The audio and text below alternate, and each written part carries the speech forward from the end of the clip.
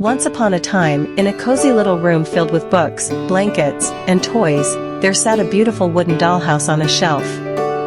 It had tiny windows, flower pots, and even a working front door. The dollhouse belonged to a girl named Lila, who loved to play with it every afternoon. But what Lila didn't know was that her dollhouse held a secret. At the stroke of midnight, when the stars twinkled the brightest and the house was quiet, the dollhouse would come to life. One night, Lila left the dollhouse door slightly open. As the clock struck 12, something magical happened. A soft glow filled the tiny rooms, and the dolls inside began to move. There was Clara, the kind doll in the pink dress, who always made tea. Jasper, the gentleman in the top hat, who loved to read tiny books.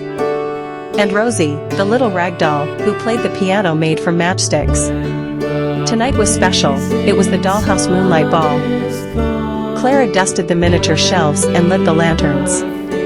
Jasper picked fresh button-sized flowers from the garden patch outside the dollhouse window. Rosie practiced a twinkly tune on her piano.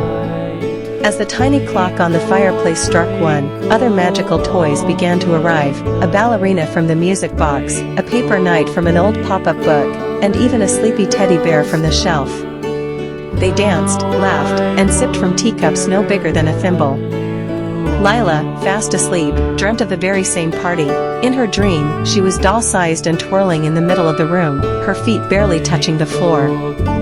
As the stars began to fade and the first light of morning peeked through the curtains, the guests whispered goodbye. The dolls returned to their places, the glow faded, and the dollhouse went still, just in time. When Lila woke up, she noticed the dollhouse door was now closed, and a tiny flower she didn't remember was resting on the front step. She smiled. Maybe it was just a dream. Or maybe, just maybe, the dollhouse had secrets only the stars knew. The end.